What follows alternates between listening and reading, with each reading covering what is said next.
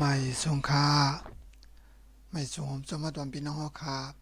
ผู้ขมาเลวเห็นอีกไทยซ้อมกันตีช่องยูทูบเขาและที่ดังเพจพวกเขาในขนมโอกาสตอนดาว่ามันได้ก่อโอกาสที่มาเลวเห็นดิกไทยโอกาสแทงในขนมวันมันได้ก่อโอกาสดีกว่าตอนพึกรู้อ้ออ่างน้ำนาในขนมตัวเมมันได้ก่อคาว่ากะเย้าเห็นกะเย้าในขนมอย่าอยู่อย่างแล้วก็อยากในขนมเขาก็เห็นกะเย้าในขนมมาในตอนในก่อโอกาสที่มา10เลเห็น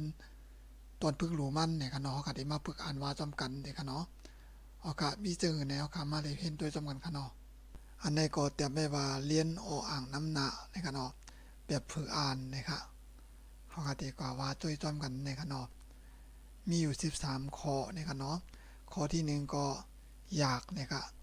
ฉันอยากไปเที่ยวที่เกาะสมุยเนี่ยค่ะเนาะอันนี้ก็อ่านว่าเจอเนี่ยค่ะเนาะที่ป่องภายใต้ค่ะก็เกาไข่กว่าเลเกาะสมุยกุนเนี่ยค่ะเนาะ ก่อนได้เป็นกุลกันเนาะโปรแกรมไต้กันเนาะเกาไคกาเลกุลสมุยเนี่ยครับอันนี้ก็เป็นจือกุลนะครับ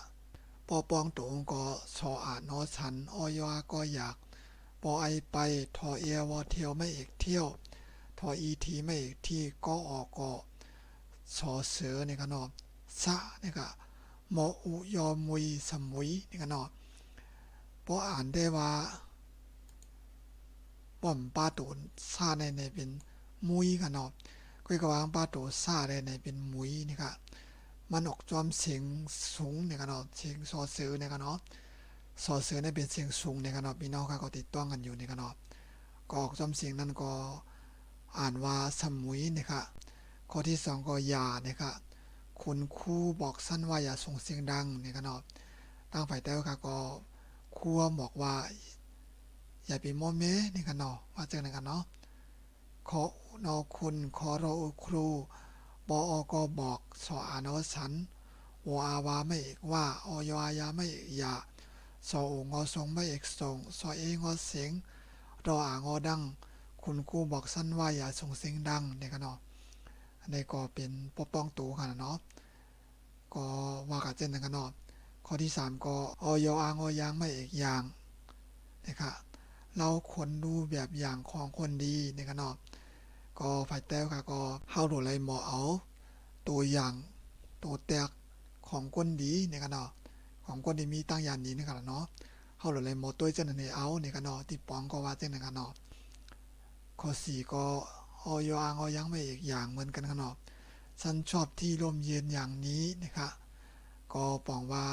เกาเกียกตีโฮมก็เย็นจังไหนนี่นี่กันเนาะ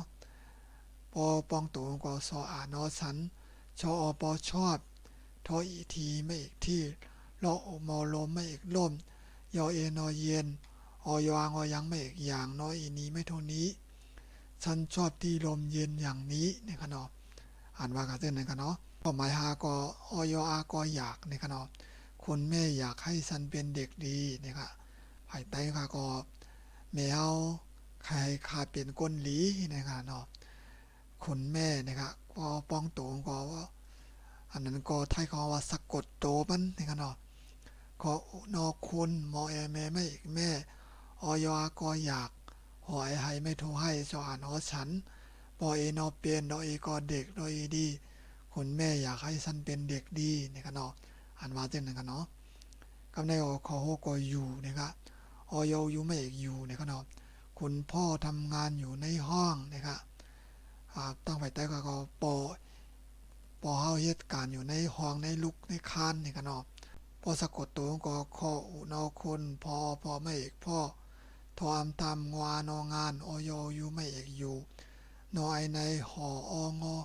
ห้องไม่โทรห้องนี่ครับเนาะคุณพ่อทำงานอยู่ในห้องนะครับข้อ7ก็อย่านี่ครับเนาะ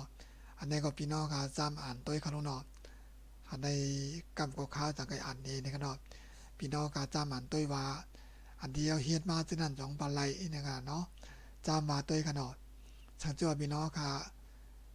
วายเอาก็มันมาในก็เบียงกันเนาะขึ้นกับตัวขึ้นตั้งหลังก็ไรเนี่ยขนาดเพราะว่าขาไรตัวเมมันตัวเมได้14ตัวขนาดแล้วก็สระ32ตัวแล้วก็เสียงสูงกลางแตบแล้วก็วรรณยุกต์อันก็ว่าต้นเสียงขนาด เพราะว่าขาไหลไปจุดได้ยาวไหนก็มันก็บ่หยาบสังหนังเก่าในขนอบเปิงลงมันได้ก็เฮาก็ดูแลไว้จุดไหนในขนอบเพราะว่าคำไหลจุดไหนได้ก็จังเหตุการณ์ขนอบเฮาก็พี่น้องก็ไปด้วยกันเนาะว่าดิมันว่านี่กันเนาะที่เวียนกันเนาะก็ว่าสังว่าเมียนก่อนเบียงกันเนาะเฮาก็เพื่อว่าจำกันกันเนาะทอเธอนี่กันเนาะอยอายาไม่อย่าปอไอไปเนาะนะเธออย่าไปนะนี่กันเนาะที่ป๋องว่าจังกันเนาะอ่านว่าจังกันเนาะเธออย่าไปนะนี่ค่ะที่ป๋องก็สู้อย่าไปกว่านั่นกันเนาะที่ป๋องว่าจังกันเนาะเอากะกำเนี่ยก็คดีกว่ายังนานะครับข้อหมายเปรียบก็อย่ามันขนาดเธออย่าตกใจในขนาดที่ป่องเต้าก็สุอย่าไปตกใจนะขนาดเนาะทอเธออยาไม่อย่าโตก็ตกใจเธออย่าตกใจในขนาดอันว่าเจนนะเนาะคอเก่าขนาดอยู่ไม่อยู่สั้นอยู่ที่โรงเรียนนะครับ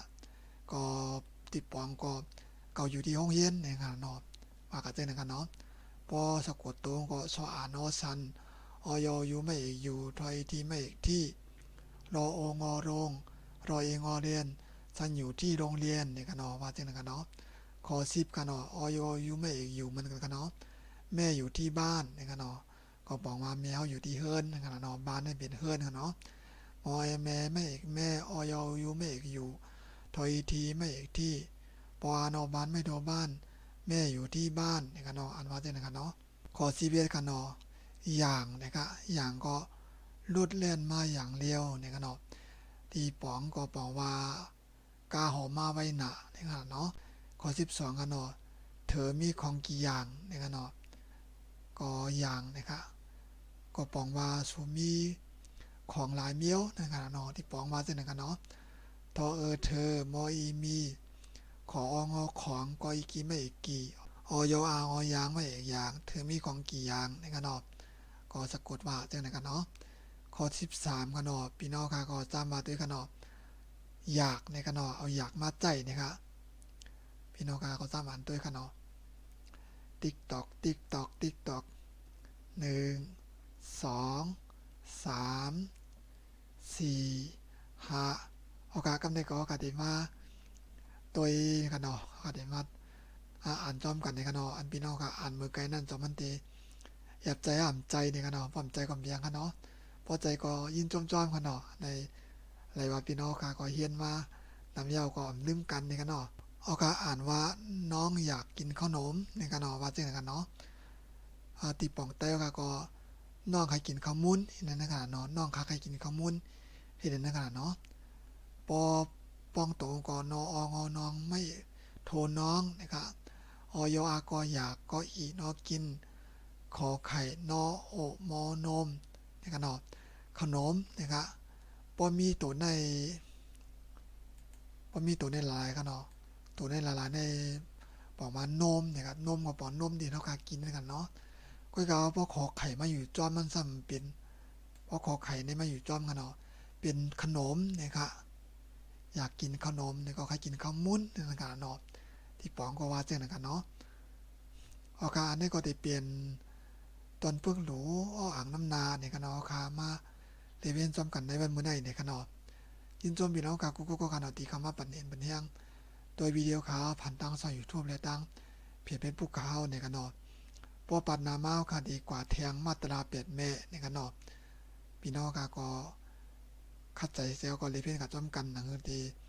ฮู้หมอลิกไทยจอมกันเนี่ยกันเนาะค่ะตุนดาวมันได้ก่อที่คือรายการเนาะค่ะไว้ที่ในก่อนกันเนาะยินจมพี่น้องกับกูก็ขาดเอาตีเข้ามา